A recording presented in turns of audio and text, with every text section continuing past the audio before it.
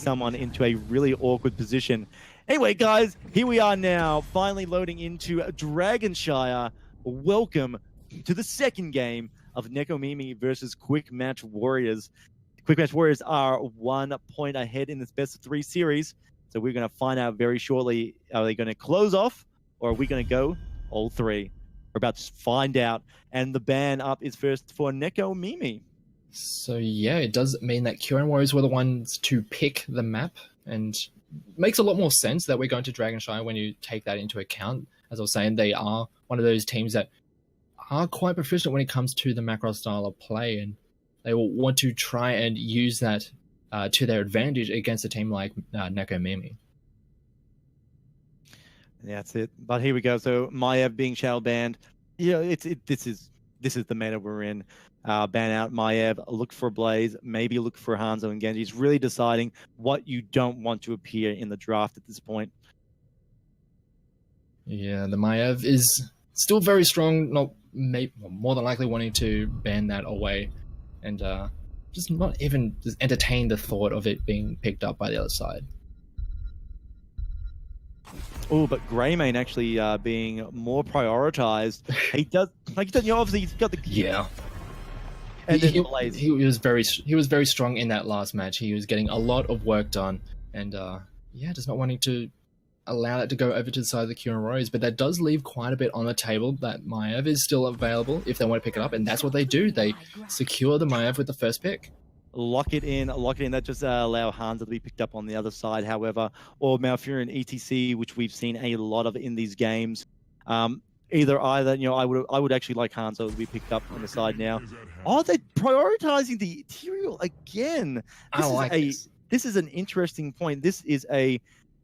Tyrael now belongs to Quick Match Warrior. Well, most of the good teams are prioritizing the Tyrael. I mean, it's a very strong pick and can bring a lot of versatility to that team comp. Sure, he does lack that very considerable crowd control, unless you're going for a judgment, but let's be honest, it's not very likely to be seeing that too often, but he does bring so much to a team, and we saw it in that last game. He brings the survivability to not only himself, but the rest of the team with a lot of those shields. The scouting with his sword is really helpful, especially when you're going up against a team that wants to try and make the most of those ganks. And he just brings a whole lot of versatility. And Tyrael's brought his own friend Malfield to the fight as well, the double angel comp. I was just saying, Tyrael's an interesting pick just for our region. I don't think a lot of people were playing Tyrael, particularly not in the league so far. Yeah. Being more the reliance on the ETC, the Arthurs, and then some sort of bruiser in that sense and role as well. But I do like the Malfield great top laner. This is a game where the top lane essentially can win and lose it for you. You get in this awful position in the top lane where if you're not winning it, you kind of think to yourself, gee, do we have to take the DK up to the top lane so the top laner can actually win it next time, if you can even secure it? So much happens in the top lane. It's such an important one, and Malfield is just going to dominate up there against whoever. Yeah, we even saw that in the previous game, the Malthael up against the Arthurs. Sure, there was a gank that went up to that lane to help sway it a little bit more in favor of the Arthurs, but even then, for the entire game, the Malthael controlled that solo lane, managed to push all the way through, taking down towers almost solo. It can, as you mentioned, you can essentially win and lose a game on the strength of that solo lane. And the Malthael, he's just really good, and there's very few heroes that can match up to him right now in that lane. Yeah, you sort of have to think about something that can sort of poke and survive, right? And that's what's so important. It's being able to survive in this top lane. Even if you're not necessarily able to take the lane or be victorious in it, surviving is your next port of call. ETC and Uther popped up. Good picks. Uther is going to be able to really support any sort of dive that goes in, which is obviously the Maiev. If she does dive in and get into a little bit of strife, Uther's there. And then Uther can also Divine Shield ETC and just have this amazing mosh pit that you can't do anything about as an opposition. Absolutely, and that could be incredibly devastating if you don't have the right heroes outside of it to help out those who are caught up in that trap. But yeah, it's a good, strong start to the draft for the side of Nekomimi. They have some very powerful tools at their disposal. It's just about, right now, how they are going to round out their composition and to be honest, how are they going to deal with this Malthael in that solo lane? Yeah, that's what I'm really trying to think. It's what is good against Mountfield, something that has, obviously lock him down. Reduce his mobility. He runs into some troubles, but as a solo laner, who's a good option for that? They're gonna have to be thinking of some good rotations. Who can we put in the top lane to survive long enough for Maiev and ECC to maybe do a sneaky rotation? Could we see Jaina coming down for slows, assisting? We have seen Jaina play a little bit on this map in other HGC regions. Possibility. Yeah, one thing I did mention earlier, going into melee matchups, potential for a solo lane are things like the Hanzo or even the Junkrat, who are able to either bully out that melee hero and allow them to just clear the wave and just mitigate that lane. Not necessarily dominate it, but you're not going to be punished for going for one of these longer range heroes. And that's a potential you could go with. We do have room in the draft, I guess, on the side of Nekomimi to go to something like that. They, like, especially the Junkrat, can clear those waves, can scout out with a lot of those traps, and also the mines can be really obnoxious to deal with, especially if he gets a lot of that damage stacked up. So I would like to see the Junkrat thrown into that top lane to challenge that Malthael, but I'm not entirely sure that we will see that. Not convinced. I mean, he's a displacement-based hero. You can knock people around. So he brings that X factor as well. Quick match, locking in the Tychus and Stukov again. Stukov, we're just seeing so much play from him in our region. He's definitely a well-loved, well-born character. And we just see time again, his silences just stop so many plays or enable so many follow-ups. It's great. And I think combined with something like the Tyrael that can get into a situation, he doesn't have to wait Sanct. You can drop the Stukov down instead, the Lurking Arm, and see if that changes it. Oh no, it hasn't changed it. All right, now we'll drop the Sanctification and overrun you because you just haven't been doing damage for a while. Yeah, and just looking at the drafts, from game 1 to game 2, Q Warriors have 4 of the same heroes. The only one that they won't have the same is going to be the Greymane, and that's because it was banned out. So this is a very tried and true combination of heroes that Q Warriors are running with. We saw in the last game, they know very well how to play what they've got, and it's a very strong combination that we've seen so far, and I'm a little bit worried for Nekomimi, depending on how the rest of this goes. The Falstad is another one of those options from that the same vein of long-range mitigation of the Malthael lane. Ooh, the pickup there on the Falstad, yeah. That's really good. That's obviously going to be our potentially our top lane pressure against Mountfield. I mean, maybe. I was thinking like because you could do Falstad in the bottom lane and have that as a quick rotation to the top to try and secure a kill on Mountfield. But I mean, that means you'd be sending Valor into the top lane. I'm not sure if that's going to be as good a situation. So it probably will be Falstad, but just trying to size it up. Right now, the last pick, however, on the side of quick match, Mountfield, Stukov, Tychus, Tyrael. How do you round this out? Do you take another warrior? They do have a lot of damage. They could take a warrior just to have a more effective front line. But the last time they ran this competition, they had the additional DPS with the Greymane. So I wouldn't be surprised if we see another DPS style hero, something a little bit aggressive, or even, to be honest, Hanzo could work. But it's actually the Li Ming. It's something we didn't really mention, but another style, although it's quite different from the Greymane, it does function in a similar fashion where you do a lot of damage and then you just jump in and then you get the resets and you just keep the train rolling, and it will work really well with that Tyrael, especially when we get into those later fights. Yeah, and actually, looking at characters like Valor and Falstad, they're quite like low HP as well, so they can get picked off quite fast. And it's only a single tank. The front line is literally ETC. So it's I'm not sure how Nekomimi are going to work this.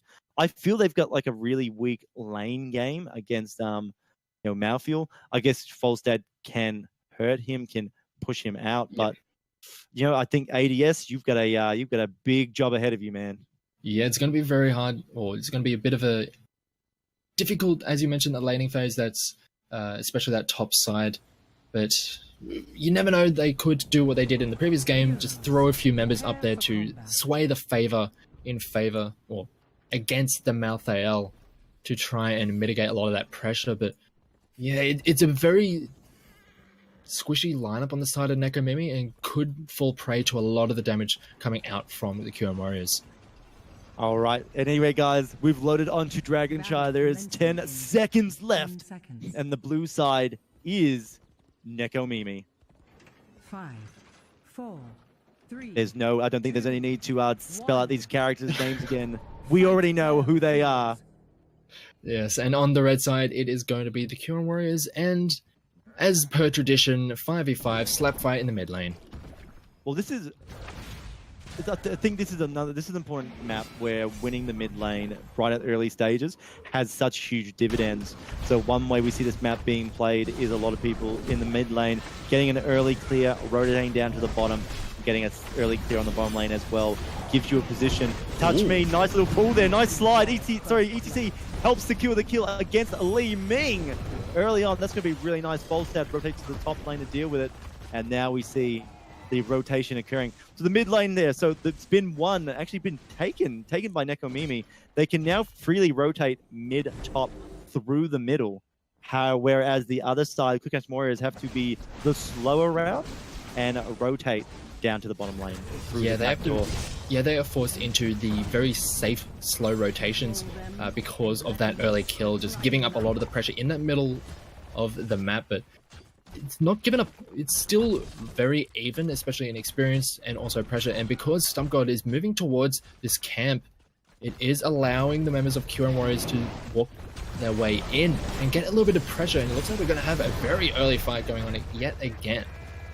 Early fight, but no hard commitment by any team just yet. Maev touched me throughout the Shadow Clone, and it didn't. It more scared the enemy team, or they were respecting the decision there and backed away. Yeah, they do just go back and grab their camp. This will apply a decent amount of pressure on the bottom side of the map and allow them to just put a lot of pressure and free up some of the other members to try and influence elsewhere. And as we say that on the top side, Serily is trying to take this shrine as Tommy comes up to help push away the Falter. So we do have one shrine apiece, and no one's going to be grabbing that Dragon Knight just yet.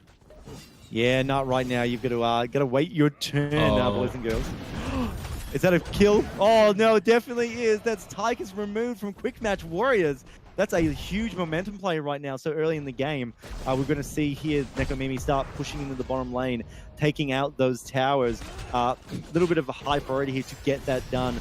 Once you've weakened the bottom lane, it's really hard to then secure anything happening in there. Nice return play, however, in the top lane. We see Folstad die to Li Ming Serily, and they can just neutralize the top lane gameplay, but still in the favor of Neko right now. Yeah, especially on the bottom side, they are able to control a lot of this area of the map, and it was just a little bit ambitious of Madhax earlier, trying to get onto that shrine to switch it over, but the rotation coming down, just punishing him immensely. And this is actually going to give a little bit of room over to the side of QM Warriors. They do have both shrines active, but with that Maev stuck in that middle lane, we'll be able to deny that Dragon Knight just for now. Tonight, just a little bit long, but look here, like it might be in a little bit of trouble. Stukov does prevent any big follow-ups. That's very nice from the side of Quick Match. But again, a neutralized top one has no owner of the shrine. But yeah, just waiting for our teams to fully commit. That's what we're seeing. Like, teams aren't quite committing to any of these situations of fights. Christoph goes in, but again, no commitment to stay there. More concerned about trying to get a little bit of poke and leave the situation. Yeah, just a bit of trading back and forth, and only really going in when you have a certain kill. We saw it earlier with those rotations coming off and picking some of those early kills, but it hasn't really amounted to much just yet. So far, the experience is quite even, a little bit in favor of the QM Warriors, but we are getting a massive gank on the top side. ADS taking so much damage. It is, but look at that. Nice save there by Touch Me. Still putting in the fact they should be able to get a kill on Mouthfeel if they do this. Can they get it on Li Ming now? ADS has to play so well. Can anything connect? No! Massive! That is so big for them. That is an opportunity. They can secure the top lane from here. It's going to prevented pick up there by Quick Match Warriors now because they can't secure. They can only secure the bottom. They in turn got 2 kills, GL though, on Valor and Otha. If it was just a little bit later at level 7, if that Li Ming had the Calamity for that teleport. That would have been a certain kill going over to the side of the Kieran Warriors, but they didn't have it at the time, and the fight goes over to the side of Nekomimi, and that gives them a lot of pressure on the top side, pushing down both of those towers and equalizing a lot of that experience. Yeah, trying to ask yourself, like, why is Calamity so strong on Li Ming? Obviously, at 7, it's because she can then really confirm those kills. Her other abilities sometimes are a bit hard to hit. Calamity, well, a little bit easier. Yeah, you just teleport right on their face, and we're just going to keep the fights going as we have a massive engagement on the bottom side. Yeah, speaking about teleporting onto the face, that's exactly what Tyrael just did to ETC to get onto that point to try and pressurize it. Ooh. Now, Touch Me has got a nice little grab possibly going on. Leica going in so deep, knowing he can teleport back via the sword. Such great Tyrael play coming out from Leica here, is all I can say. It is phenomenal watching him play. Yeah, he's doing very well. We saw him in the previous game doing so much work with that Tyrael as he's getting oh, no, this could be bad. Actually, Leica's in big trouble here. Konya, sorry, not Touch Me. I'm so used to screaming Konya and Maya. Touch Me does a great job pulling Leica in via the Maiev. What is a massive, though, is that Leica still managed to escape in the top lane. All this excitement in the bottom lane. Can't forget about the top lane, however. We see Falstad fall again to obviously the Malfield, but a little bit of help from Tommy on Li Ming. Yes, there's a whole lot of ebb and flow in this match. However, it's just sometimes we're just trading pressure on the top side to the bottom side. One team will have favor by ganking that top side, but they just lose a lot of pressure on the bottom side, and just no one's getting in even close to being in a position to take out or to secure that Dragon Knight for themselves early on in this game. Yeah, it's like what we're at 6 minutes yet, and there's still no. Like there's been a couple of attempts, but they haven't been very solid. Each team, I think, playing really well in this regard. So it looks like they're going to get a kill here, and yes, they will on Tommy. Nicely done there. Hashtag claiming the point on the scoreboard, but that was a nice kill there. They should be able to come down bottom now and actually secure this shrine. Realistically, they do have the numbers advantage, but a lot of damage is coming out from the members of the Kieran Warriors, and this is going to be a rather extended fight. Heroics are available for both sides as a great interruption comes out from that Stukov. Even the Sanctification gets used, and they're just going to keep on going through. I think there was a bit of a nice kill there on Uther, I should say, right now. Odin has been picked behind. It's going to be able to push into that while they hold the objective on the bottom one. I think Sanctification... I think there was a bit of a fear there, right? There was a bit of a fear play. Sanctification, the mosh pit dropped. Sanct was kind of like panically dropped, but Stukov really came through and saved the day. Doesn't matter, they managed to get the kill on Uther, so they have given themselves value in that bottom lane. But it could be overextending right now. The wraparound coming out from Chriso doesn't actually land, as they are just going to keep on. They're just going to turn and burn onto the members of Nekomimi, as both altars are now available, being controlled by Kieran Warriors, but with ADS in this mid lane, they're just going to try and delay this as much as possible. Oh, ADS doing a great job just hitting onto our Li Ming there. Tommy, stay away. You're not allowed. You're not allowed to have it, Tommy. How many times do I have to teach you, boy? ADS doing a little bit. Takes a lot of damage, however, being very aggressive. We see Sarah Lee behind him going down. The last rights. But it will kill with the ultimate. But this could be a DK. Hashtags had to be the one to go stop Sarah Lee. Not the best position as Uther, but he does have the Holy Shock, which has been quite useful in this situation specifically, being able to just pop him every now and then with that Q, able to interrupt it consistently. But Stumpgod actually turning up to the fight with very little health. Not the best of situations to be in. Oh, yeah, and Tommy's just sitting there looking for it. Like, that's a reset. But the first DK finally picked up for the game. But in the bottom lane, there is still a 3-man push coming from Quick Match Warriors. This is a great position now. Nekomimi has to deal with the Dragon Knight, but there's a big push in the bottom lane. Touch Me playing very dangerously, but does escape the blink. And that's it. They condense. They collapse onto the bottom fortification. Finally giving Quick Match the going to give them the lead they really need against Nekomimi in this game. Moshpit comes out, however, knocked away again by Stukov. Right. Oh, Christo, you're going for Tychus, but you really should be going for Stukov in those situations. Yeah, just the very on-point disruption coming out from Ivalu, just doing so much work in helping her team survive, and a great amount of pressure being pushed onto the bottom side, but throughout all of this, the Dragon Knight doing so much work, taking down that fort in the middle lane, and ADS taking a lot of damage in the meantime as Serralai pops out of that with full health, and it's going to be very much looking to take care of that very low false stat. Oh, looking to take care of the Valor right now, getting a very cheeky here.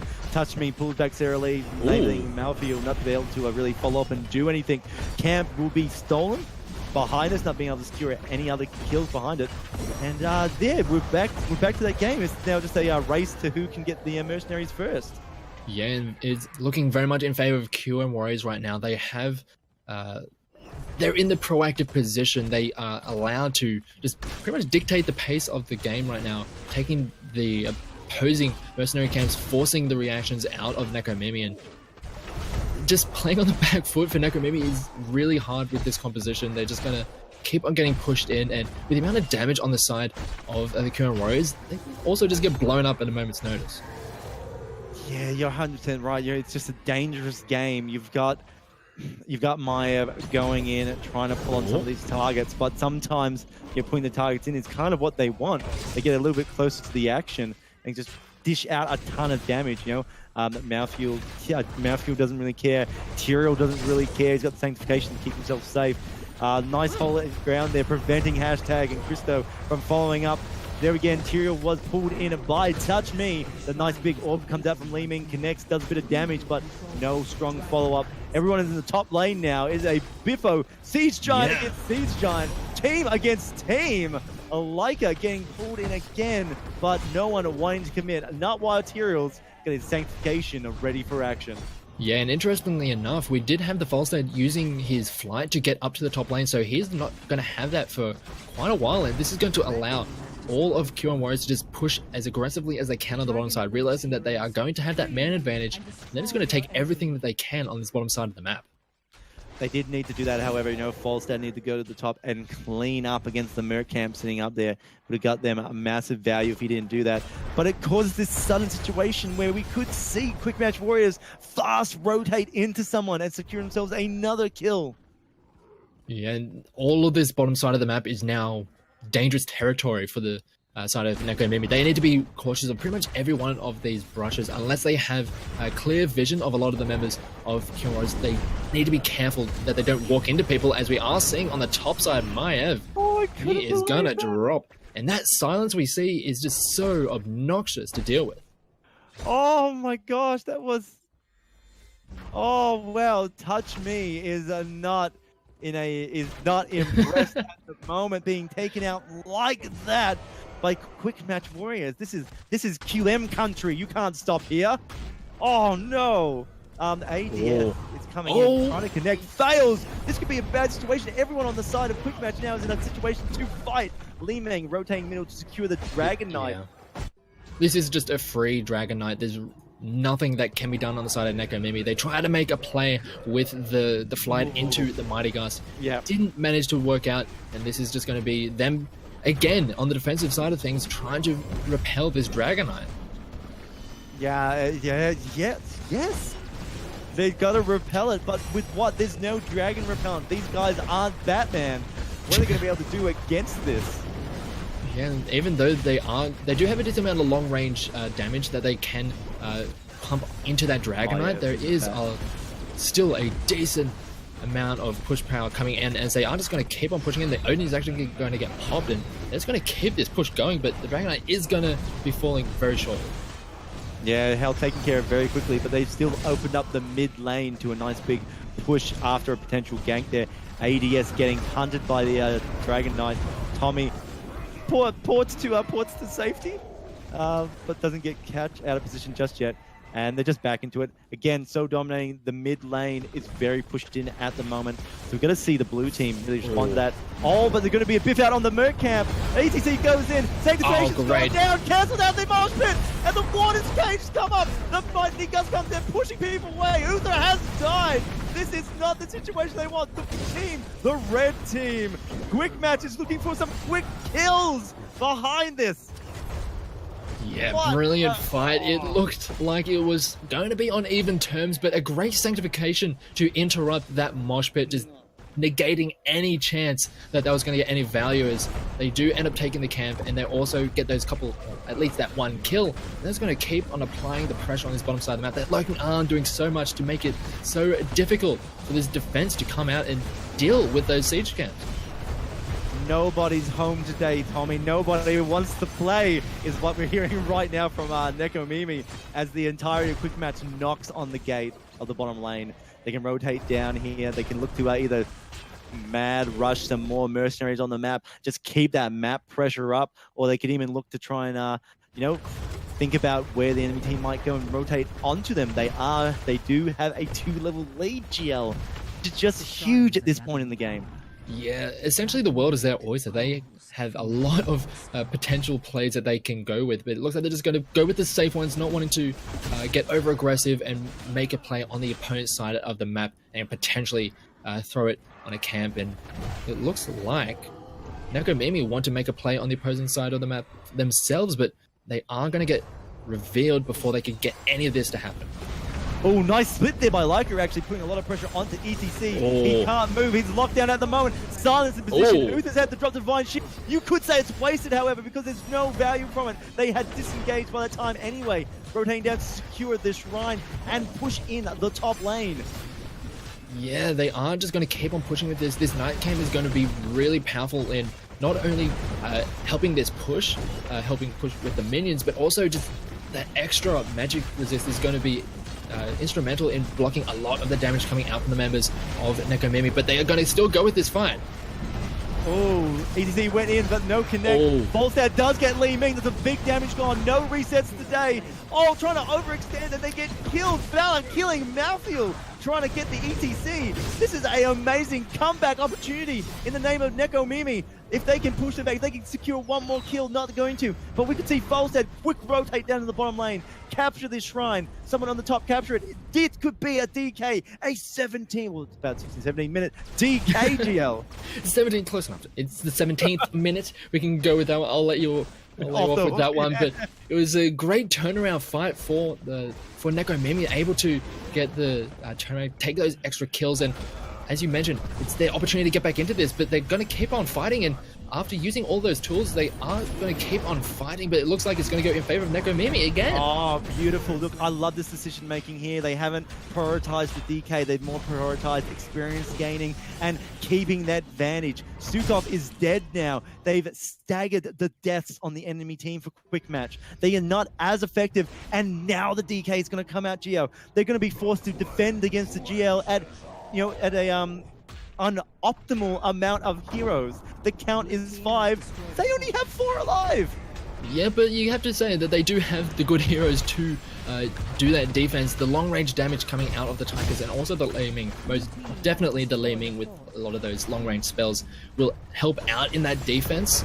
And also, it's going to be very hard for Nekomimi to really push much further than this, as we do have the Odin pop as well. This is going to be another tool that's going to make it very hard to push into. And although we do have 5 seconds left on the respawn for the Stukov, and that could give a little bit of extra opportunity over to Nekomimi to try and take down this keep. That's it. DK is going to fall now. They will be looking to escape from this dying here on the keep. Oh, no, desperation. They want to get the keep, but they are backing out. Odin has been popped. Silence on ETC. Huntop will be used on the clans, but he does get away. They're still in chase. They can still do this. No, comes out, drops on Stumpguard. I will see you. I'll see you in heaven. Stumpguard did manage to get away, however, surviving for the moment. But they're still chasing. Touch Me in a odd position, tries to pull back Sarah Lee. Sarah Lee could be killed from this. No, the nice big displace there. Exactly what they need. They finally connect on the Volstad. Volstad has died. Uther is next to fall, and this is the victory march on the side. On the side of Quick Match Warriors right now. They can exchange this into a keep if they're quick enough, choosing to play it safe, pulling back, going for mercenaries, however. Yeah, they were able to hold on to their keep and turn around the fight, and we saw the massive wave of force coming in towards the end there from that Li Ming, able to secure those extra kills, and it was a very extended chase, but yeah, very interesting to see how these fights are shaping up, and it's back and forward, back and forward. It looks like Q1 Warriors were just dominating the entirety of this game, but that great attempt at a comeback coming out for Nekomimi And then it's back in the other direction, just staying a little bit too long with that Dragonite, just greeting a little bit for that keep, not really getting it. So that's going to be something that's they don't have that extra point of pressure to work with just yet. So Yeah, still reasonably even. Anything, it could still go either way here. it's almost one of those situations because they did lose some heroes on the retreat. It's like, you know what, maybe instead of Folstead dying near our base, he should have died inside theirs, at least killing the keep. So that's something to think about as well. When's a good time to trade a hero for something, if it may occur anyway. But that's it. They're looking to pick up this keep now in the mid lane. It'll be heaps of value for them. Hit and run tactics is what you need right now. Get in there, get it done, get out, boys. That's what I like to see. We call it the A team. Just go in, get the job done, and get out. And that's essentially what they needed. If that was to stay up much longer, that missing point of pressure would have been really annoying, and probably playing on the minds of Nekomimi as we get later and later through this game. But now that they have that down, they will have that catapult pressure. Ooh, hashtag caught out of position there. See a nice little wave of force there. Does manage to be saved himself getting out of there, but he's low health. He can't really go back in to try and do much. They are running. It's another retreat game. Valor dropping a nice rain of vengeance. They will escape Touch Me, just avoiding the orb from Li Ming. And again, they can defend now. They can back out here. Leica going in, trying to push Christo into some damage. And again, no connection here. But look at that keep. It's rapidly falling. They have to do something. They have to go back in to save it. And they do, taking out the Siege Giants. Yeah, Q1 Warriors playing very respectful of what Nekomimi has at their disposal. They know that mosh pit is a potential to come out. They know the amount of damage that can come through, and also the amount of control that Maiev can just throw into the work. So just not wanting to overextend, not wanting to greed for that keep, knowing that the opportunities will present themselves in time, but because they've backed away so far, there's a potential for the Dragonite to come out, but Touch Me does have to get out of there. Leica force them away, and Malthael on that top side is going to negate that. So it was a little bit of an iffy moment there for the side of Q1 Warriors, but they do manage to clean that up just in the nick of time. Oh, they are so close. They must know they're doing that mercenary camp. Touch Me. Looks like he's going to go in. He goes in deep. Gets the Warden Cage down. Sanctification has not. It's been interrupted. It can't be used. Nice there. Nice shove coming out from Stukov. Knocking everyone away, I should say. Sweet. Tommy's on a lot of damage. Leads the fight. Can't go in. Such a deadly situation here. Everyone is so low right now. I don't know if he can win. Maya finally gets Li Ming, but Stufov gets ETC. Looking for another kill. We need the connection there. Tyrael is down. Stukov is down. Uther is down. Everyone on Quick Match Warriors is down, GL. They're going to take this game to a full 3 series. Nekomimi comeback. The comebacks are real. This is a team that if you give them an inch, they'll take you a mile. And you know what a mile is? A mile is your core. Oh my God, it's going to 3 games. We're going to all 6 games for the night, Disco. It's oh my Lord, what a game. It looked like Q1 Warriors were just in control for so long. They were doing so well, but Nekomimi not out of it. Just never say die attitude. They do manage to bring it back, and it wasn't the cleanest of games. It was a bit messy here and there, but they were able to clean it up just enough towards the end, getting that fight to work out for them. GL, do it with me. I don't know if you know this reference. I don't know how much of an anime fan.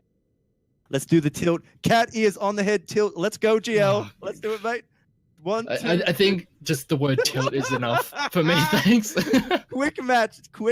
Unfortunately, they will be a little bit tilty, a little bit salty after that transgression.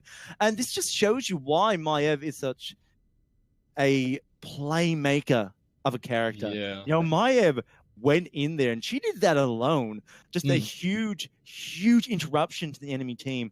And the Warden Cage, again, just split. They just split that going on. You had the guys on the top in lane, and then you had the guys on the bottom lane. And Nekomimi just ran over all of them, getting those 5 kills, rotating, going straight to the core. Like, why wouldn't you? We're at 22 minutes and 49 seconds of a game. Whew. Yep. In the end, it is just going to be 1-1 so far, and we're going to need that 3rd game. And how these games have gone, just like in the last series between Rich Gang and who was it? It was Downfall. That's Yep. the one. Just like in that series, don't know what's going to be happening with this third one. We saw a very dominant performance for one team in the first game. It got turned around in the second one. It wasn't the most convincing, but who knows what's going to happen in the third one? Is Nekomimi just going to do the same thing as what Rich Gang did and just control Game 3, or is QM Warriors gonna bring it back and just shut the door on Nekomimi? I would love to get your thoughts from chat right now, guys. Like, who do you think is going to take this final game? It's just a massive Nekomimi or Quick Match Warriors. Shout out your support right now, because you know what? It's I'm a fan of Nekomimi. It's I just love the team. I think they're a bunch of it's a great Panther team. It's the icon, isn't it? It's their logo. Their icon. It's so beautiful. It's so just beautiful. Their logo. They got you on side, but showing my inner geekdom outside of Heroes of the Storm. But I love it. I can't wait for the third game that's coming up shortly. Wow, I think a lot of the talking points about that game, it really just comes down to Quick Match Warriors did not respect the positioning of Nekomimi. It's they were doing the camp. They knew Nekomimi was there. They said, well, we can see them clearly, and Nekomimi were close enough that they would have heard the shenanigans going on in the bush. The young virile team that is Quick Match, but it's heard the shenanigans, went to it and dealt with it. But and then they threw the game. So a little bit more respect. And it's funny because Quick Match Warriors are such a safe team. We've seen them again not risk it for the biscuit, but this time none of them got a cookie.